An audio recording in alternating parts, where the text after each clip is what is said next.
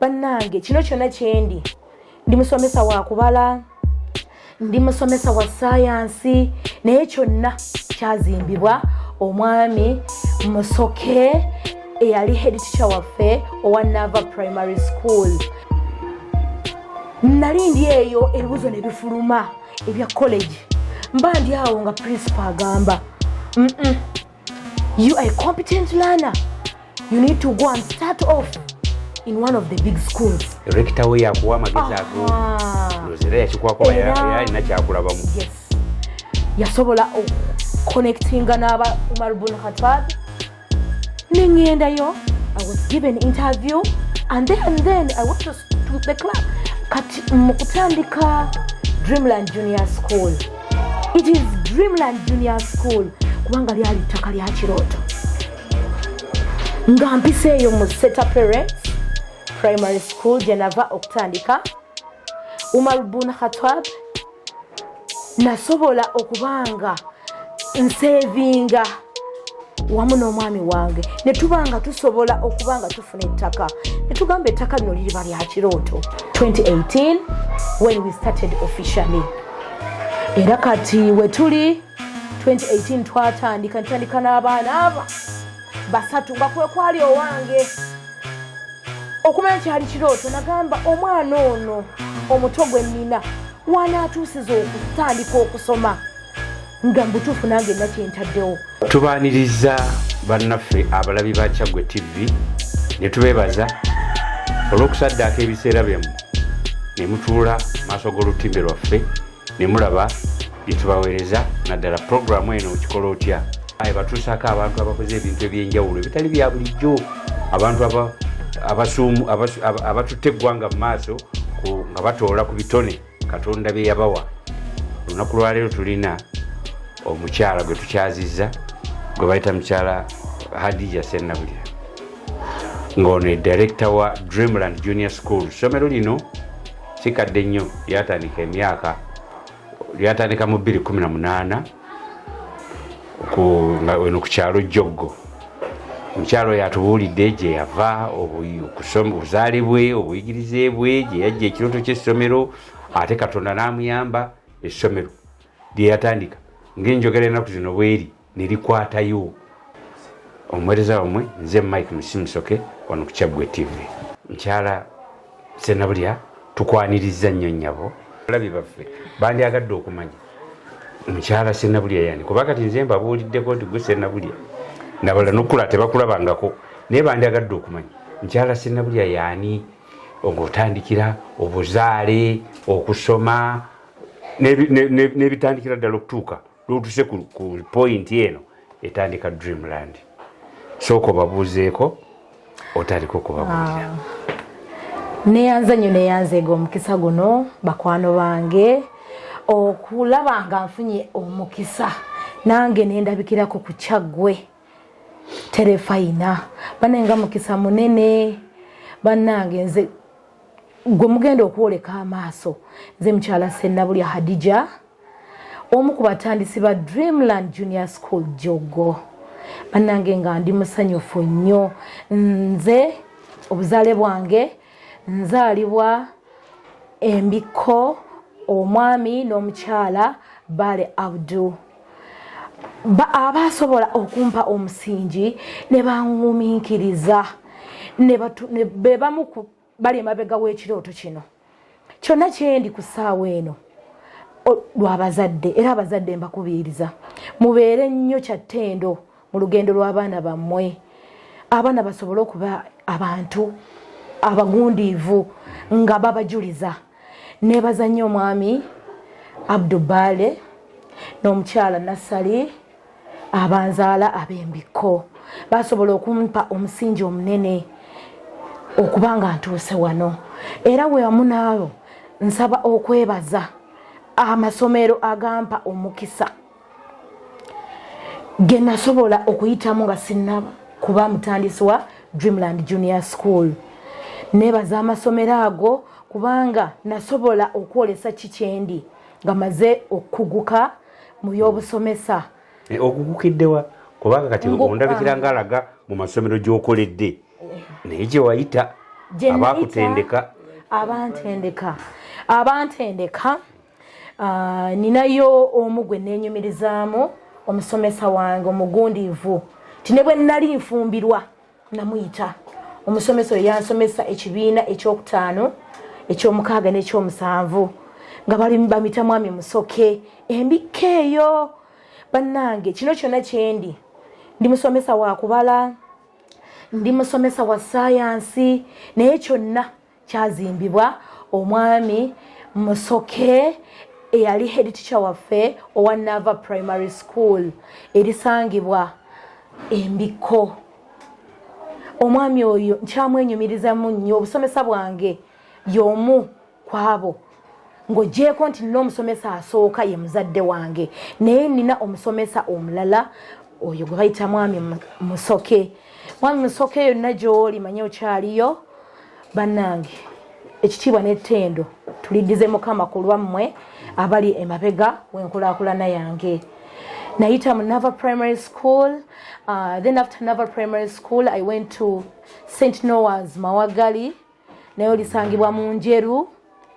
I qualified nemala O level yange. Then I had to get a chance to join Chibuliko Primary Teachers College. Je na qualifying ng'omusomesa. Era nengenda ne ku IU neneyongerayo omusomesa. Naera nga mpita mu sayansi nakuguka nenyongera okubanguka mu kubala ne mu sayansi. Era nkyebaliza gye bali bakulembeza abalungi nga president waffe banaffe naffe aba sayansi gye tuli eno wansi banange gye tuli naffe mutulabe mu ng'aba secondary mubalabamu kubanga naffe tuli battendo ffe tusima omusingi gwabo bemulaba abali muki mu secondary nabo bayita mu primary ne basobola okuguka ate mu secondary level. So naffe tuli battendo nsaba naffe mutulabemu. So tata wange anyaniriza ku Kyaggwe TV yaffe lwe lugendo lwange mu kusoma nensobola okubanga kati ndi ku level eya diploma naye nga nina enteekateeka okweyongerayo kubanga we tuli kati tetukyetaaga muntu ali ku level eyo. Era nkubiriza ne abasomesa bentwala ku Dreamland Junior School okubanga baddayo era abamu baddayo babanguke tulabe nga tukwasaganya mwana wa leero nga mutufu naawe oli qualified mutufu naawe nga toyisibwamu ki maaso omwana ono oyagala omuzimba naye gwe oli ki. So lwe lugendo otonotono kati mu kutandika Dreamland Junior School. It is Dreamland Junior School kubanga lyali ttaka lya kirooto nga mpiseeyo mu Seta Parents Primary School gye nava okutandika Umar Bun Khattab nasobola okubanga nsevinga wamu n'omwami wange ne tubanga tusobola okubanga tufuna ettaka ne tugamba ettaka lino liriba lya kirooto era mwe twajja erinnya eriyitibwa Dreamland kubanga ttaka lyaki ekirooto kyaffe olwo katutandisa olugendo lwakyo olulala ekirooto kyaffe tukitandika.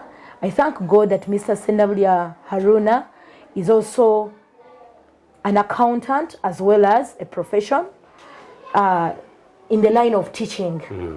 He has ever got that experience, but right now he's an accountant. But we work hand in hand to see that at least we lay a foundation for this young generation. So that's how Dreamland came into existence. Omwana Dreamland yazalibwa nga kyali kirooto, now it is a reality. Ekirooto ekyo mutandika mutya okukiteeka mu nkola? Okukiteeka mu nkola olwo nga ndi eyo nkola ku Seta Parent nga ngamba mu bbanga ki? Mu bbanga kyatandika mu 2016 ne tugamba ettaka lyaffe tulina ejjoggo. Why is it not that we make it a reality? Then 2017 we said let's put some structures and let us start off. Then we had to start off. So nensibula bulungi bakama bange ne mbategeeza nti mukimanyi bannange nsaba munsonyiwe mukama wange watusaba nti buli anaakulaakulana onoobeera mabega we olwo ngamba director for waseta parents but I just thank her so much. She was really positive n'okulaba nga nasobola okufuna omukisa okukolera mu masomero agamu ge bawuta amagundivu yayayaana okulaba nga nnoonya gy'annoonyeza nga nnoonya olw'okuba erinnya lyawulidde ti omukyalo oyo mugundivu nnyo mu baana abato nandeeta ku seta parents nensobola okusomesa era nansiibula bulungi era abalabi baffe bannange sirina buzibu bwonna na seta parents.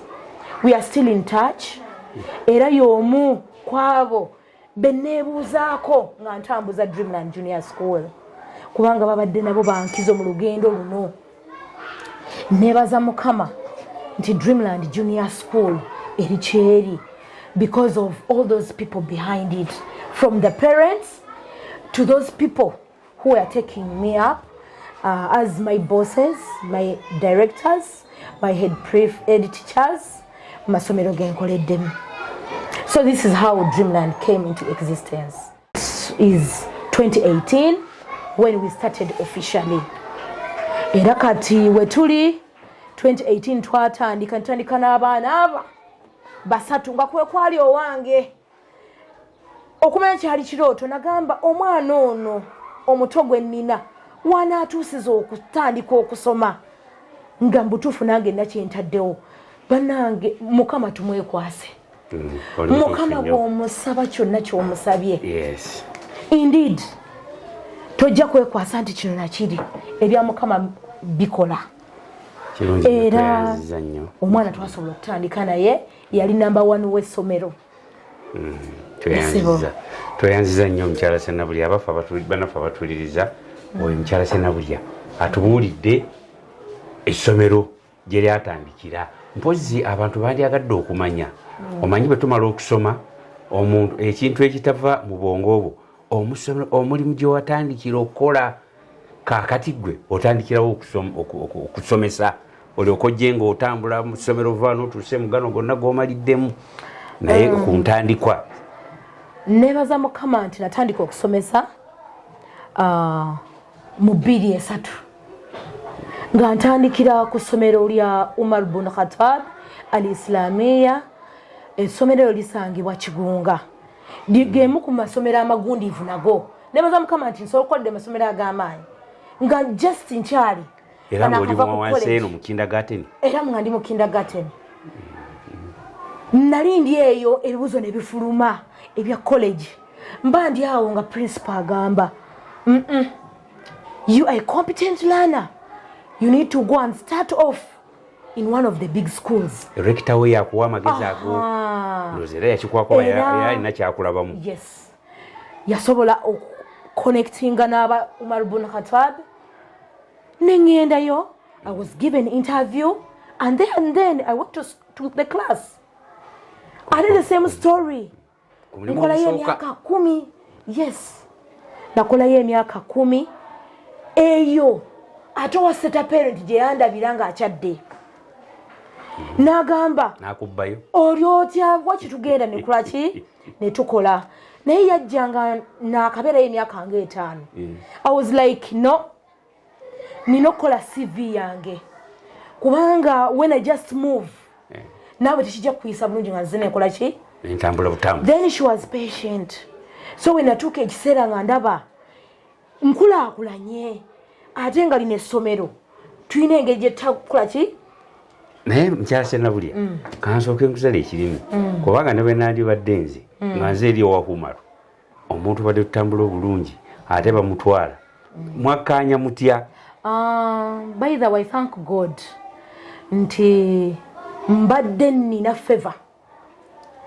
I went era nabo nabawa ebbaluwa nabasaba in advance. I've lived a professional way. Nabasaba ng'obudde bukyali naye mbategeeza nti I want to move on.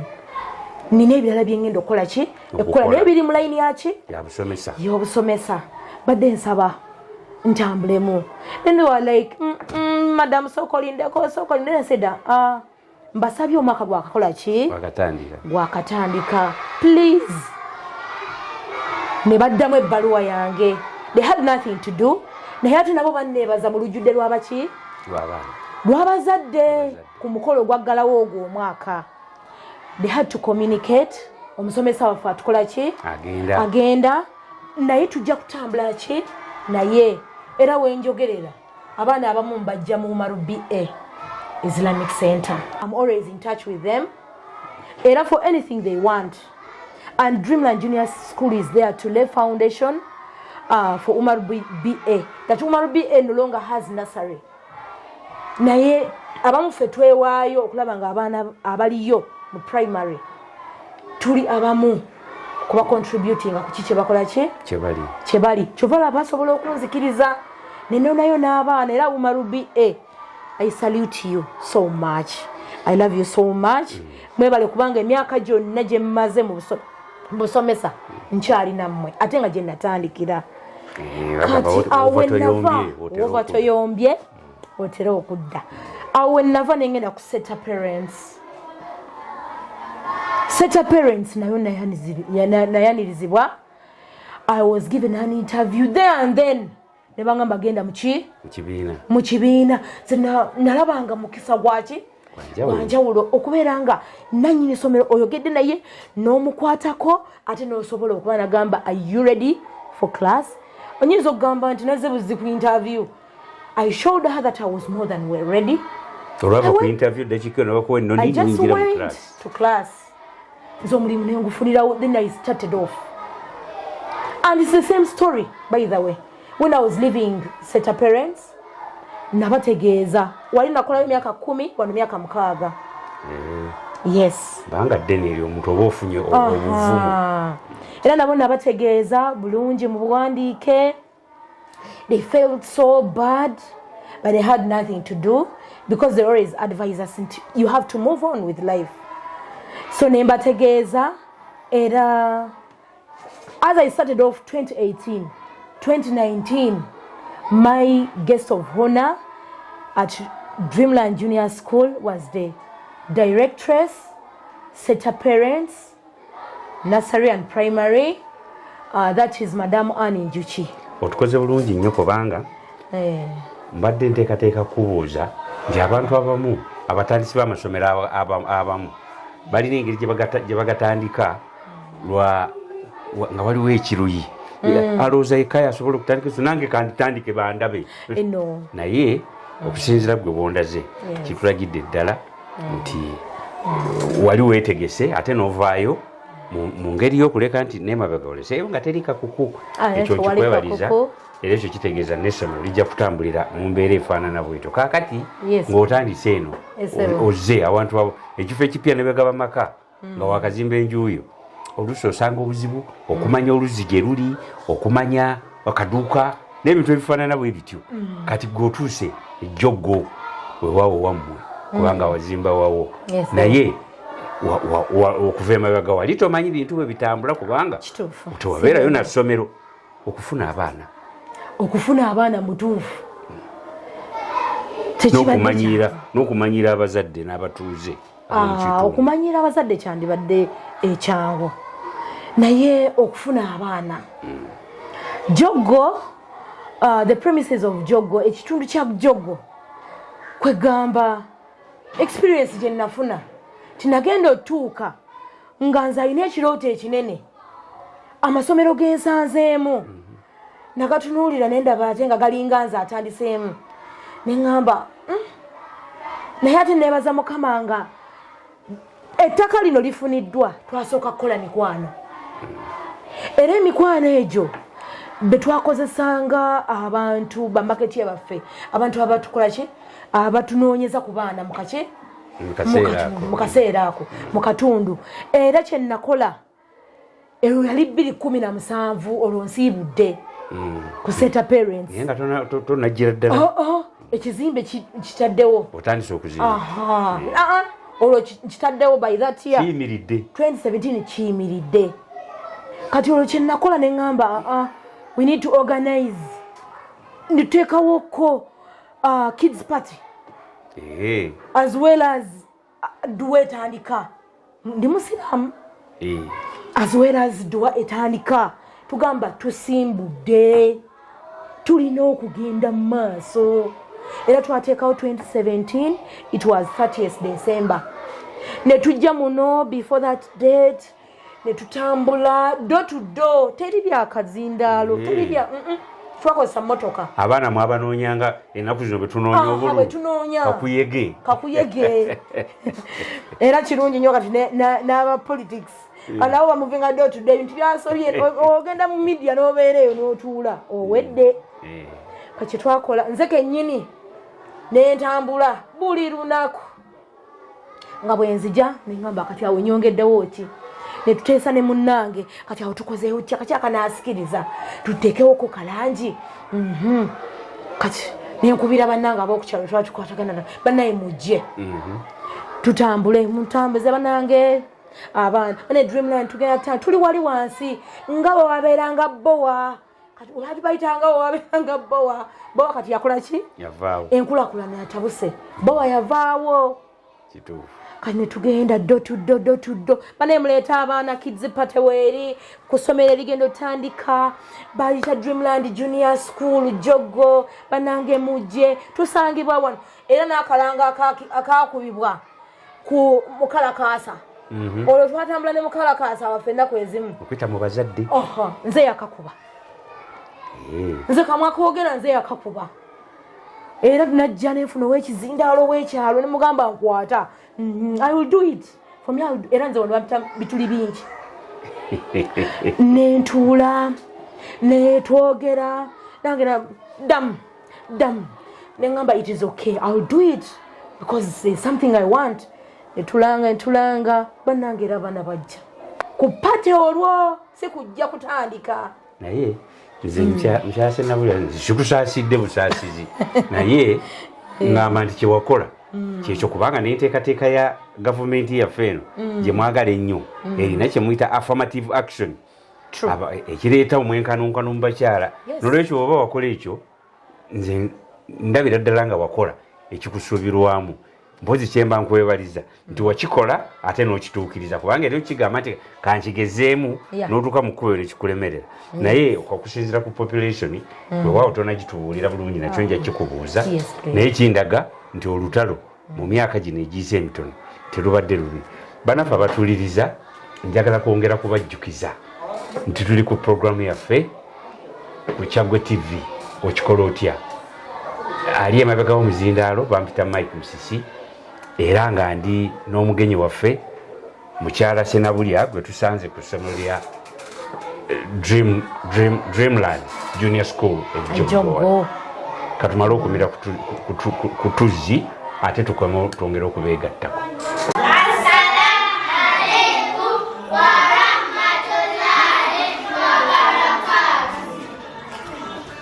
Tuyingidde mu kitundu kyaffe ekyokubiri ekya puroguramu yaffe Okikola Otya era nga mu studio gwe tuli naye mukyala gwe twatandise naye era gwe twatandise naye mu kitundu ekisooka gwe tukyali naye Mukyala Ssenabulya Hadijah omutandisi wa Dreamland Junior School. Mukyala Ssenabulya amaze otuyitiramu obulamu bwe okujja mu nsi bakadde be okusoma kwe engeri gye yafuna ekirooto ekyokutandika essomero ate n'akiteeka mu nkola. Kaakati maama Mukyala Ssenabulya naawe kankukuliseeyo nga bwe nkulisizaayo abalabi bange. Kaakati twandyagadde okumanya nze n'abalabi bange essomero omaze olitandika liwa amaanyi kubanga mpulira ebweru amaloboozi abato nga babuukabuuka nga bangi naye abaana baffe benkanawo bungi abasomesa bo tulina benkanawa era mu bumpimpi kusoomoozebwa ki kwosisinkanye kubanga kirowooza nti eri omusomesa ali mu private sector atalina kigambo misolo mu kamwa ke. Tunyonyoleko ng'otandikira awo n'obunene bw'essomero lyaffe.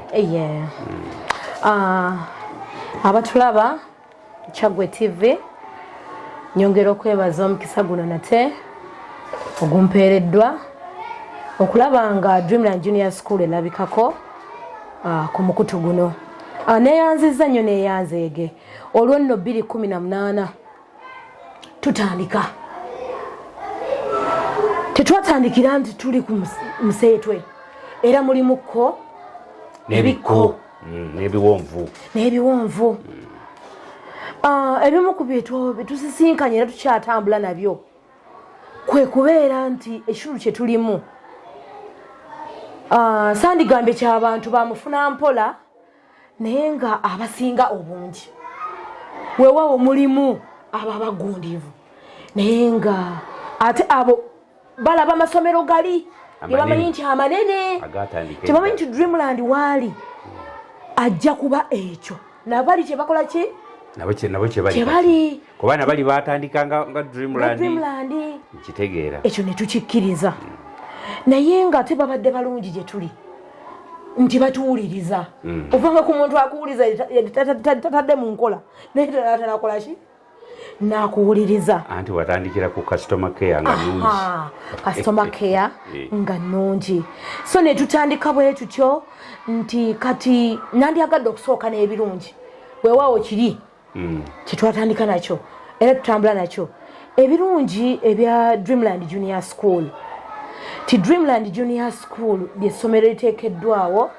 nti nga liyita omwana yenna owa buli kaliba nti ono omwana musiraamu weewaawo ffe abatandisi nze wamu ne mwami Ssenabulya tuli basiraamu naye community gye tusaavinga twagenda okunoonyereza ebimu nga bw'otandika business the 5 P's nga kitukolinga okubeera nga tukwasaganya n'abantu nga bwe tubasanze mu kitundu oba oli musiraamu oba toli muki musiraamu era bonna tubakola ki tubaaniriza tubahandolinga era twebaza Mukama nti atusobozesezza buli mwana asigala mu kiti kye so wenjogerera kati Dreamland Junior School twatandikira ku nursery 2018 tuto tutambudde 2019 tutaddewo primary 1 naye tuba tuyingira 2 buli omu akimanyi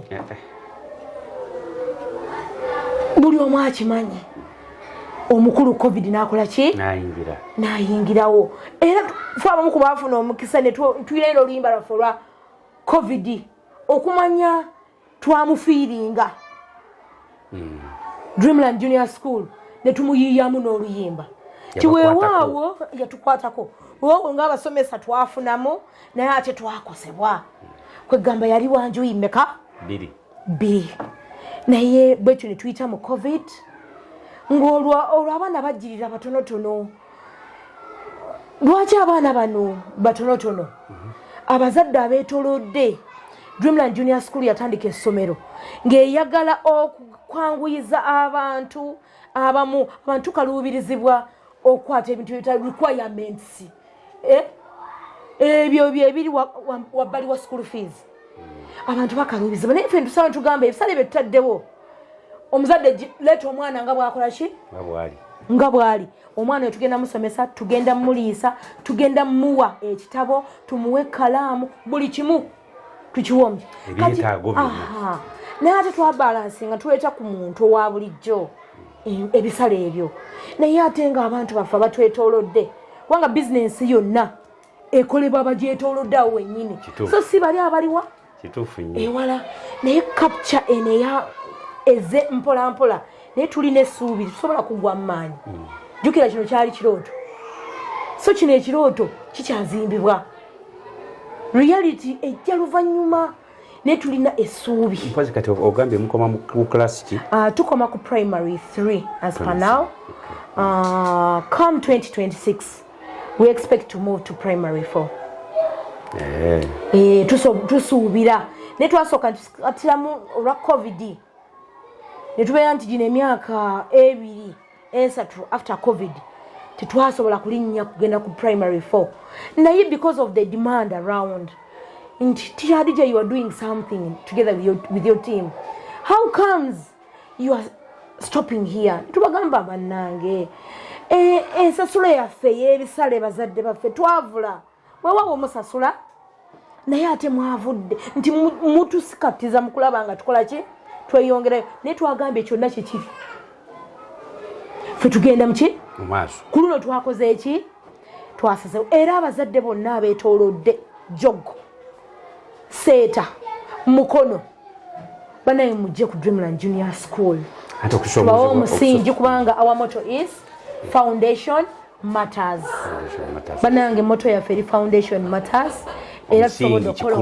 omusingi kikulu nnyo so ebirungi tufunye bingi Dreamland Junior School we tuba tukoze omukolo we can even host many directors and directoresses from different schools nti ffe abatandisi tuli bantu abalina emikwano Hadijah Ssenabulya nze njagala kujjukiza bbiri bwe mbalamu nga bw'otubuulidde 229 ogenda kuba bw'ogenda kuba okola PLE esooka weetegese otya okulaba nti pioneer PLE kubanga olina okukwata wano wonna okusinziira ku PLE kyokoze naye bw'olaba nti oli mu mugendo ogunaasobola okukwata ddala okumatiza abantu bano nti PLE yaffe tugenda kufuna obuti bonna bwe mwagala. Indeed, I'm very happy. This is Dreamland Junior School Joggo where foundation matters. Abaana baffe be twatandika nabo abajja ne batujoininga primary 1 bali abaana bana wenjogerera abaana bagenda kutuula jukira covid yatukkiriza omwana okumupromotinga abaana bagenda kutuula primary 7 ne wenjogerera even their mocks they are just grateful era ku mukolo gwe tugenda okubeera nagwo this time round jukira bajja kuba bamaliriza ebigezo byabwe bawulira baggala kujja ku Dreamland Junior School kwebaza batandisi baalyo na head teacher waabwe teacher Hadijah abaana abo baayita bulungi nnyo they have lived a legacy babeereyo the report nzifuna baana abo tuli nabo kubanga twabasindika ewalala naye buli babuuza kye bali bagamba Dreamland Junior era bampa ekirooto kyabwe kyatuukirira ekirooto kyabwe kyatuukirira nti ne mocks zino ze baakola be bamu ku baana mu masomero gye baali nti baakola bulungi abamu bali Seeta Junior waliwo ko ali ku Namugongo View naye bonna buli bw'abawuliza bagamba it is you gave us a firm foundation so kikikulaga ki nti bwe nteekawo primary 4 nengenda ku primary 7 olw'omusingi guno nsuubira nti nja kubeera kubanga ebizimba omusingi bingi gwe omukulembeze kati ndi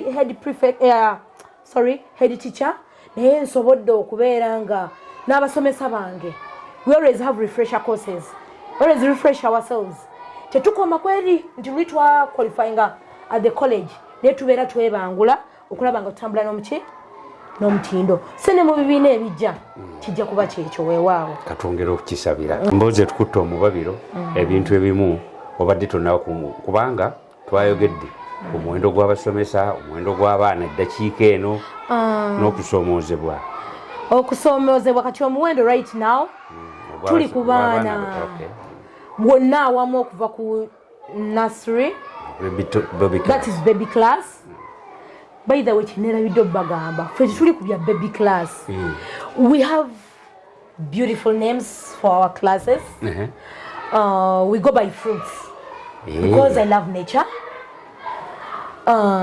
We start with berries. We have the berries, we have the cherries, we have the apples, we have the guavas, we have the grapes. Kwegamba tutambula n'omulembe kati kyekiriwo twagambanga ndi mu baby kati saawa eno genda obuuza omwana kyalayo ku Dreamland Junior School obuuza omwana which class are you? I'm in berries A. He said, what? Naye ng'agamba berries A banange wa baby class. Yes.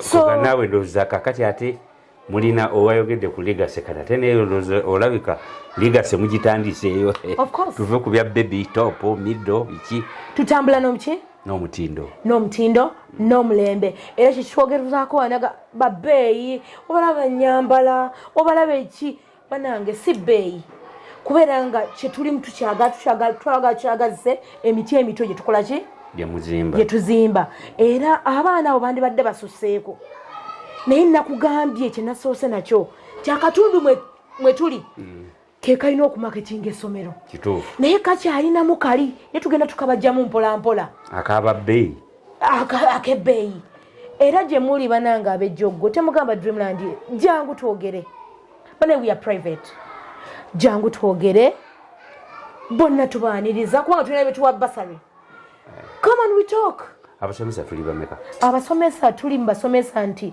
buli kibiina ebisomesa ebibiina biri mukaaga buli kibiina kirina ki musomesa ne tubeera naffe nga nze I'm not part of the 6 but I'm a teacher and I also go to class I'm there for the children's reading be it Luganda be it the literacy in English wendi okusoma omusingi gwaki gw'abaana ne tubeera nga wonna awamu tuli abasomesa 8 kubanga tulina ne shekati waffe bana ebyeddiini mu Dreamland Junior School byonna tubitambuliza wamu tulina abaana basoma eddiini ey'ekisiraamu ate nebaza n'abasomesa bange abakristaayo bakoze omulimu gwa ttendo wanga tebaliiko kugamba nti tica atesajjirira ate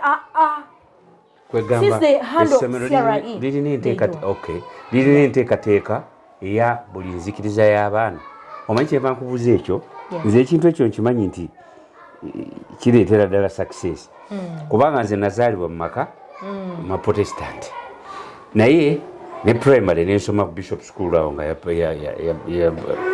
baprotestant kubanga eri ku church of Uganda bwenagenda mu secondary olevo nenkisomera mu St. Louis College Tovulio Masaka ly'abakatoliki bwenatuuka ku HSC nenzija mu Kaluteka Academy Makerere nga nalyo ly'abakatoliki naye nze nereetinga ngamba nti I don't regret olw'okukyusa eddiini n'olwekyo kisinziira ku ssomero senga essomero libanga lifaayo ku nzikiriza ya buli mwana era buli omu ne bamuwa kyateekwa okufuna mu nzikiriza ye ndabye wali spiritual growth through reading kiyindagidde ddala nti spiritual component eyo essomero lya Dreamland nayo ligitwala nga kintu kikulu kakati oyogeddeko ku bulidde ono okuwona ku omukolo olinayo omukolo ogwo nze nno sinze mbitandika naye oba mpapa bupapi owambadde ntandise mulino gantya Hadijah Ssenabulya kati ndowooza oba ebadde nga school day agenda kuyita abazadde bajje balaba abaana bye bakola asobole tuwulire olunaku olujja lunaku lwakyo neyanze gakisa aba Kyaggwe TV Dreamland Junior School okumanya etambulira ku mulembe oguliko every year has got its theme tutambulira ku mulamwa kitukuzimbira ddala okuva ku tamu esooka era ne gucrowninga ki term this time round the theme 2025 in Dreamland Junior School is spiritual growth through reading banange abaana tubateeseteese okuva tamu esooka we yatandika okubongera mutubongera muno bongezi kubanga ekyo kyetuli naye engeri gye tukyagala okukyolesa ku luno tulage omuzadde ali eyo owa Joggo abadde agiramu ati owe Mukono abadde agamba nti bannange naye abazadde b'e Mukono mbeebaza nzija ne vaani nga nzijuvu banaye mwebale kunjagala mwebale kunzikiririzaamu tugambye spiritual growth through reading omwana omukuziza otya mu ddiini kubanga naffe tuli bazadde wano ate n'abeera ng'agyenyumirizaamu nti n'ekitabo ekitukuvu amanyi nti kino baŋŋamba neeyise bulungi kisangibwa mu naye ng'ajjukira tulina abaana bato batuuka ku kibiina kyakumeka naye omwana oyo kati balina Bible studies era mbannange saagala basunirako abandaba mbayita mujje mulabe abaana bwe boolesa eddiini yaabwe mulabe abaana ababatendeka bwe babakutteko ku sayidi y'eddiini So tugenda kubeera n'omukolo gwaffe. It's an activity day because it is involving a lot. It is going to involve religious show, okwolesa kwe bagenda okwolesa eddiini zaabwe. Tugenda kubeerayoko ne charity moment. This is also in a spiritual way. Eyo nayo layini ya ddiini. Gwe omuntu okubeera ng'osobola okuddiza kitegeeza ogw'omwoyo gwaki gwa bukkiriza. Era tujja kubeerayo n'okubeera nga tulina abaana baffe mu buto bwe bali abasukkulumye ne bamalako ya saluna ne bayingira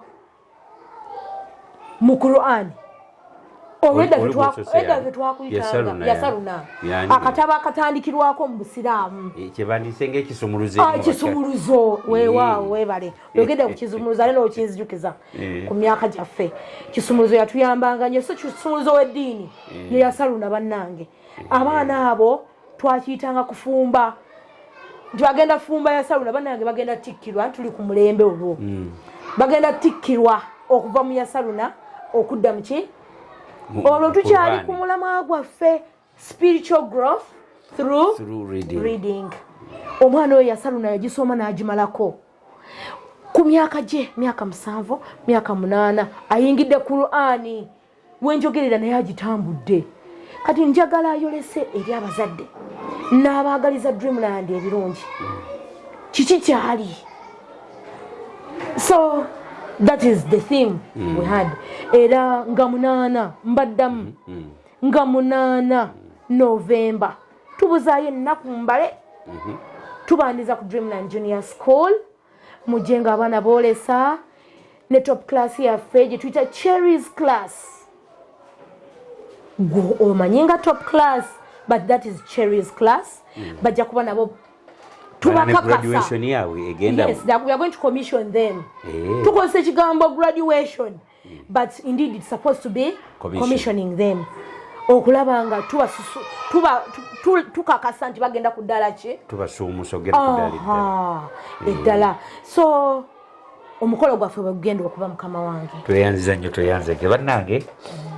Tukyatambula no ne mukyala Ssenabulya, nze nkwatiddwako mpulira amubeero gunkutte ekyennaku ate nze kaakati nafuuka dda ofuleya nandibadde abaana baleeta abazzukulu balina bataata baabwe abo bawe ennamba yange bannange abawe ennamba yange y'essimu enamba gibasomere ojja gibasomera we tunatuukaawo mu maaso.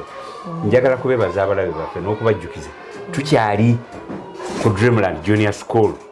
Ssenabulya byonna bitubuulidde mu puroguramu yaffe eno Okikola Otya, era mukyalinanga omuweereza wammwe Mike-Musisi. Kaakati Ssenabulya agenda kutubuulira kubanga nze mwe temutuuseewo nze ntuuseewo, ndaba ng'alabye nga Katonda amuwadde obuwanguzi bukyanga atandika essomero. Banga siri eddene ennyo naye bw'otunuulira essomero olabira ddala nti ekigenda mu maaso weekiri. Bwe tunaamala okw'omulamwa ajja tubuulira asobodde atya okuwangula kutuuka ku ekyo. Alina nkolagana yemuyambye n'ekitongole ky'ebyenjigiriza. Waliwo amasomero edda, amasomero agamu agabwannannyini abantu bawuliranga nti bannange omulambuzi w'amasomero azze nga abantu bakaakana baagalana kudduka. Naye waliwo gye nagendako ennaku ezo ng'oli agamba nti ye beba ekimira n'amukubira essimu nti owange omulambuzi nga tojja tulambulako. Nyongera okubaaniriza ku puroguramu yaffe Okikola Otya. Tuyingidde ekitundu kyaffe ekyokusatu naye kitambula bulungi kubanga omanyi bakadde baffe baatugambanga nti bw'oba olima olubimbi bw'oba olima oli mulumbugu ate mulimu emirandira gya olubimbi lukaluba. Naye bw'olima awagonvu ng'olima akatugambe muddo omwangu ennyo okutema nga kisere olubimbi lutambula. Naye nange wendi kubanga byengenda okubuuza mukyala Ssenabulya ate bwe njipisa nti amaaso nga mbiraba byagenda dda mu maaso naye mugamba era n'ekyo kibubuuze mpozi mulekakkaatirize bukkaatirize kubanga ekyamazima 8 olunaku alubabuulidde naddala mu ab'ejjoggo nandibawadde amagezi ku olwo mulubukeereza enkokola mujje ku Dreamland Junior School mulabe ebigambo bino bye mbagamba mujja kakasa bwe sirimba. Tukyali ne mukyala Ssenabulya era kaakati agenda tubuli ku nkolagana n'ekitongole ky'ebyenjigiriza n'abalambuzi b'amasomero n'engeri gy'asobodde okukulaakulanya ekifo kino okutuuka ku ddaala we liriko nyabo bakwegesa amaaso. Neyanziza nnyo neyanzeege nate omukisa guno Mrs. Ssenabulya Hadijah, the head teacher, Dreamland Junior School. Banange, Dreamland Junior School. Nze ebyokujoogerako bingi because whenever I speak about Dreamland Junior School, I feel proud. I have that pride about me, myself. Dreamland Junior School ombuuzizza enkolagana n'ekitongole ky'ebyenjigiriza weewaawo kintu kikulu nnyo.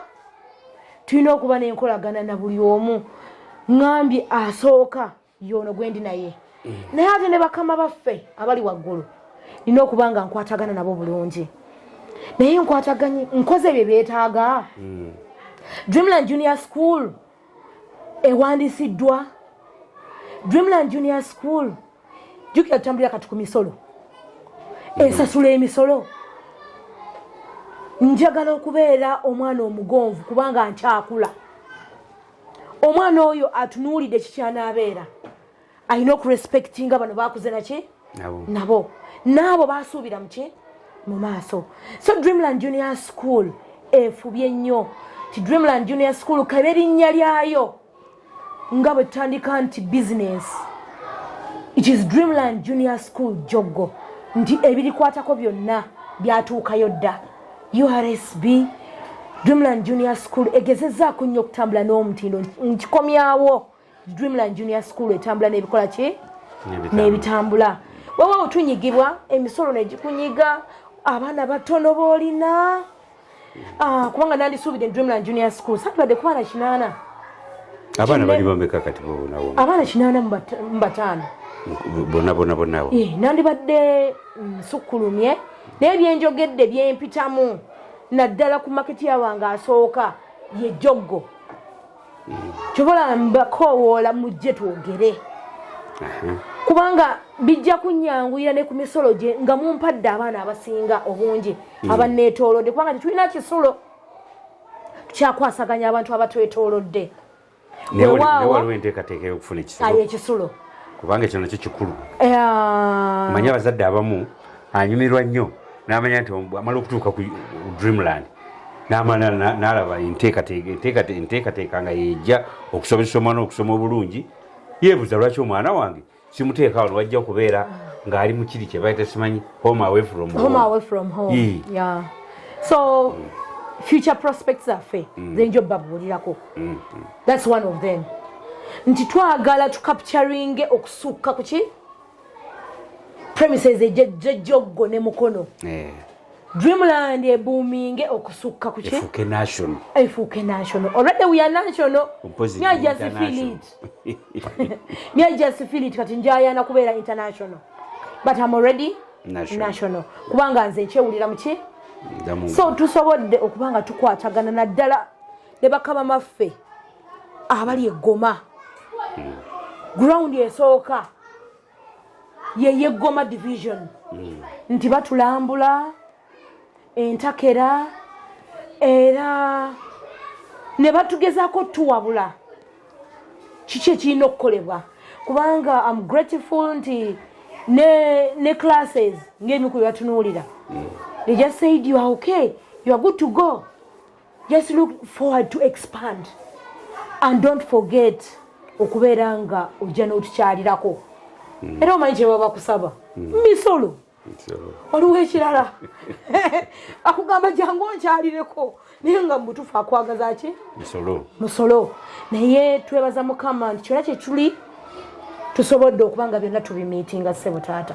N'enkolagana teyandibadde mbi, nze njitwala I rate it to be good. I rate it to be good.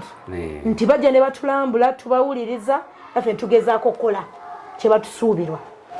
Nyabo tweyanziza kaakati olw'ekirala kye ndowoozezzaamu nga nakirabyeko mu masomero amalala olw'embeera ya enkonome tumwogera enkonome. Kaakati wali abazadde abaana mubawa obuugi tusaawa nnyo naye nze nalimye muwogo wange ne kasooli wange nyinza okuba obuwunga bwange naye ate school fees bwe zigaana bwe ndeeta ensawo zange ez'obuwunga 2 nengamba kaŋŋende ewa mukyala Ssenabulya tutuule ku mmeeza eneetooloovu twogere maama akawunga kaako oba nze ndiwa nina wensobola okufuna ekiro ya sukaali eri akasawo ku sente ensaamusaamu onooba n'okantonera bwe nkaleeta wano omwana asome embeera eyo eri etya. Njagala obbajjukiza abalabi baffe abalungi Dreamland Junior School nabagambye Dreamland Junior School omwana muleete asome gwe sasula biki bisale bikimwogera kisangawa Dreamland Junior School kitegeeza ki nti omwana ku Dreamland Junior School gwe oliwo kunoonya ki bisale naye Dreamland Junior School eyaniriza buli mwana mu kikula kyonna si ddiini si nfuna buli mwana emukola ki emwaniriza it caters for all. So tulina n'abazadde nga sinnaddamu kibuuzo mu bulambulukufu bwaffe tulina abazadde nga yeyeewayo n'agamba madamu leero nze ngula ebibala by'abaana omwana tumulabirira okuva ku makya wazze nga bwe bamutuwadde nga omusiisiriza ebizigo addayo anena oba amema era omuzadde tugamba come and make a payment plan with us jangu otuyitiremu ng'akaseera kali tekannaba. Abazadde bangi baagala nnyo okukawuliraako. Jangu tujja kuwuliriza muzadde ali eyo tujja kuwuliriza kubanga obuwunga tubwagala ebijanja tubya lwaki ŋŋenda n'engula eri nga nnina owange. Kituufu nnyo. Come and we sit at the table. Come and we talk. Jangu tuwogere. Omugaso oguli mu kino ono bw'aleeta ekijanjaalo omwana ajja kuba asigadde mu ssomero ate nga nfunye n'ekyokulya. Nsonga bw'omusaba obusanyiriza nze njagala ssente omwana ajja kutuuleka kubanga talina ssente zimuleeta. So n'olwekyo enteekateeka eyo nze ndaba nga nnungi. So eyo gye tuliko nti omuzadde kukoowoola ali eyo jangu twogere togamba Dreamland Junior School ya bbeeyi. Oyinza okubeera n'ekirala kubanga jjukira niyo tuba tusomesa abaana bano wansi nga tubasomesa essomero lya SST we tuyita literacy here. That literacy 1 omwana tumusomesa nti essomero lirina nkolagana ki n'abalyetoolodde ate mu balyetoolodde ye muzadde wa Dreamland Junior School. That's right. Come and we talk. Njagala kulaba omwana wange ono nga musimira omusingi omulungi like our motto says foundation matters. So tetugaana muzadde yenna jangu nga bw'oli jangu twogere let's make a payment plan before olusoma nga lutandise. Mmanyi omwana ajja kusoma. I know it very well. I know omwana ajja kusoma. Banange omuntu akutte ku baana bammwe she has a name to protect. Kituufu. Yeah. Afaayo ku lw'erinnya lye. Yes. Tajja kuba wagadde lwenga lye. She will know. She has a name to protect as well as she's a mother. I'm a mother of 3 lovely ones. Amina. I thank God. So nza abakutteko. Basatu so far. Yes, so far. Abakutteko bakulu. Abakutteko ndi muzadde. Kirungi nnyo okubeera nga omuntu akutte ku baana muzadde. Bwewa waliwo n'abalala abatali bazadde naye nga alina omutima ogwaki ogw'ekizadde. So kyembasaba mutunywerereko ye muntu asaba okweyogerako sebo nsaba okweyogerako nti nze muntu ne mu katundu ak'ejjoggo ne mu mukono yenna gwe sisomesa ne gwe nsomesa ne gwe nali nsomesezza amanyi teacher Hadijah ntambula mu kkubo nze ndi head teacher nsomesa eyisa bituli bingi kubanga jjukira omuntu oba akatandika ekintu oyinza obutafuna nti ono nfuneyo ow'enjawulo akuba ebibuuzo funeyo ow'enjawulo avuga abaana nze n'abaana mbavuga era abaana b'emukono nze mbaleeta byonna nkola ki mbikwasaganya. So you are handling a person who is parental and multipurpose who will know omwana wo kikyakola ki kyasobola ti mu kkubo lyonna ngenda otuuka wano nga mbula okukeerewa olw'okuba nti mpangadde nga mpangala n'abaana abato nina omukwano gye bali sijja kyeyogerera kijja kweyogerera ku mukolo ogwa 8 Novemba so byebyo byange kaakati abazadde ensonga esinga muziwulidde anaabulayo nga 8 ajja kuba nga gwe wennyini gwe wennye okumanya kubisingako wano mpozi nga tetunakumaliririza ddala Madam Director ebintu bino bizinesi zonna buli lwe zibeera awamu bwe ziti fe bannannyini maduuka buduuka bwaffe naleese mukene era naye gwasuubudde naye nno omuntu oyo ajooga so gwe nga olabye mukene mu kaduuka kange n'oyogera otyo so nange bwe nzijeewo kale ye tatunda buwempe kati wenabuleese kati naye abuleese mmwe kaakati nga abeetoolodde wano ne banno bwemuli bakazi bajja temu ekigambo ekyo ennaku zino kyebayita ennugu tekiriiwo kubanga bwe nfunye ekifaananyi kikyo naye ate sifunye kyabalala oyinza okuba nga ogoga nti bali baganda bange ne banyinazi katukwataganire wamu naye ng'omulala alowooza kasomero keseyakaganda abamu bamanyina mpulirayo eyo abamanyina okuleeta abantu ababi bajje bakole obulabe mu ssomero simanyi kiri kitya oba okisisinkanyeko oba okitya nti bw'otunula mu maaso olaba nga ebisobola okujja neyanzeege nga nzimba ekirooto kyange saasooka kutunuulira bibi natunuulira birungi kituufu era bw'obanga omuntu bw'owangadde nabo tokolagana nabo bulungi gw'osembye nga tutandika okwogera mbajjukiza nti nayogedde ku kintu nti Dreamland Junior School omukolo gwonna gwetegeka abamu ku bagenyi beeyita ab'enjawulo badirekita b'amasomero nga tetaliza n'abamu amasomero amanene director b'amasomero ba head teachers babeerawo ekiraga nti Dreamland Junior School be bamu ku batandisi ebimu ku bibiina ebikutte ku masomero agatandika nti they are flag bearers of such ebyo ebibiina nti waliwo ekibiina eky'amaanyi kiyitibwa the great 10 schools nti we are already in the great we call ourselves the great 10 naye ate nga tuli bapya mu nsiike nga twahandolingibwa amasomero amaki amanene naye nga naffe twewulira ki kyetukola ki kyetuli naye nga we are the flag bearers tiffe banani kirooto n'ekyo that's why we host a number of them tubagamba omwana bw'ava ku Dreamland Junior School ajja kudda azanye naawe gwewa St. Catherine omwana ajja kuva wano oluusi ebisale bambi bibalemerera amala amukyuse amuzze wa muliraanwa wange kids palace kati omwana oyo ddala bwe mba mukuweereza nga nkuyinako egundi tujja kuba tetulinaamu kusikagana mugwa kyovola abatwetolodde bonna Dreamland Junior School bwebanga erina kyeyolesa that is part of us ate nange teacher Hadijah Ssenabulya Hadijah ayogera nammwe ndi muntu atambuza kikyendi most especially in reading ngenda mu masomero amalala siriko manene ku benchmarking yes okulaba nga kyendi nkiteeka mu basomero abaki amalala nti ow'essomero ddala akuyita takuyita nga Dreamland Junior School akuyita nga omuntu mukyala Ssenabulya yes so Joggo you are blessed Seta you are blessed Mukono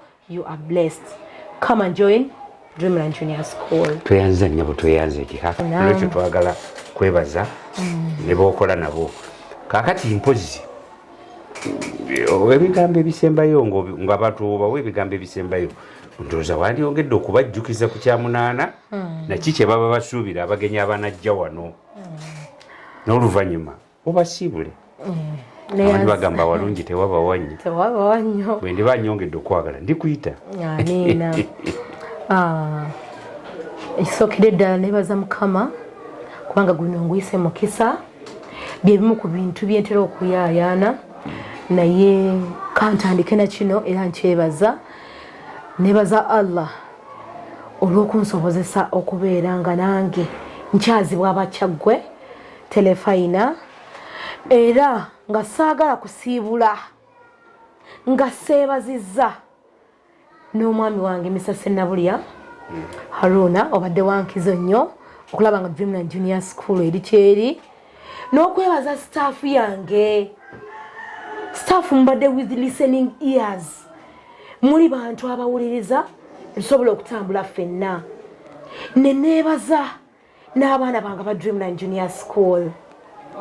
You have really marketed the school because you have children buli omu beeyegomba muli bawulize mwongere okubeera abaana abaki abawulize era neneebaza n'abazadde baffe na buli omu yeetoolodde Dreamland Junior School okumpi newala mwenna mutwetoolodde mbeebaza era mbakubiriza bannange bw'oba otwala omwana mu ssomero weetegereze bulungi omuntu akwaniriza ng'ogwosanze ku ssomero akwaniriza atya si kikyali akwaniriza atya omuntu oyo ddayo ofune second thought bwe kiba kisobose nga tomatidde lowooza ku ki essomero kye liri n'abalitwala. Dreamland Junior School has lived that. Era mbasaba mwenna omwana ng'omutwala ku ssomero manya essomero lina amuzimba mu mwoyo ne mu byensi kitunuulire nnyo kubanga omwana embulire tefa ki yonna omwana bw'otamuzimbira ku musingi at least ogw'eddiini tunuulire ebigendererwa by'essomero nga temubuzeemu kuzimba mwana mu ddiini. Omwana oyo ojja kuba ozimbye omwana atajja kutawaanya muki mu biseera ebiddako. So mbakoowoola ena andaba tuleetera omwana ku Dreamland Junior School tujja kutuukiriza ebigendererwa byo mu mwana wo by'otunuulidde era nga nnyongera obbakoowoola nga 8 nkiddamu nga 8 Novemba omwezi gwa Museenene ng'omusomesa w'Oluganda mu Dreamland Junior School mu mwezi ogwa Museenene nga 8 tugenda kubeera n'okwolesa mu byeddiini and we have called it an activity day that is going to involve religious show, charity day, as well as commissioning our learners. Come and join us. You will really share the fruits of Dreamland Junior School and you enjoy them. Neyanziza okumpuliriza. Naffe tweyanziza nnyo nnyabo Hadijah Ssenabulya Farida Hadijah bannange abatuliriza abaganda bagamba nti awalungi tewabawa nnyo ebintu bibadde bikyanyuma naye maama anti baga nti oleka mujaguza evuga nokkirira naye abazadde byonna mbiwulidde nkya Ssenabulya ababuulidde akawunvu n'akagga ku ssomero lino terukyayinza kati nakuliyita ppya ebbanga lirimaze n'abantu belirina abaana bebalirabirira bw'oliyita nti ppya n'akulaba obulabi ayinza okulaba nti ate gwe oli mulimbo oyinza okuyita ekintu kino ekipya. N'olwekyo bannange olunaku alwajjukiza lwa 8 mujje mubeerewo mulabe tweyanziza nnyo tweyanzeege nammwe okutuwa ebiseera byammwe ne mubeerawo ku puroguramu yaffe eno okikola otya mwongere okutuwa amatu n'okutuwa ebiseera tukyalina bingi nnyo mukama abongere omukisa amanya gange nze Mike-Musisi Musoke ku lwa Kyaggwe TV mukama abakuume.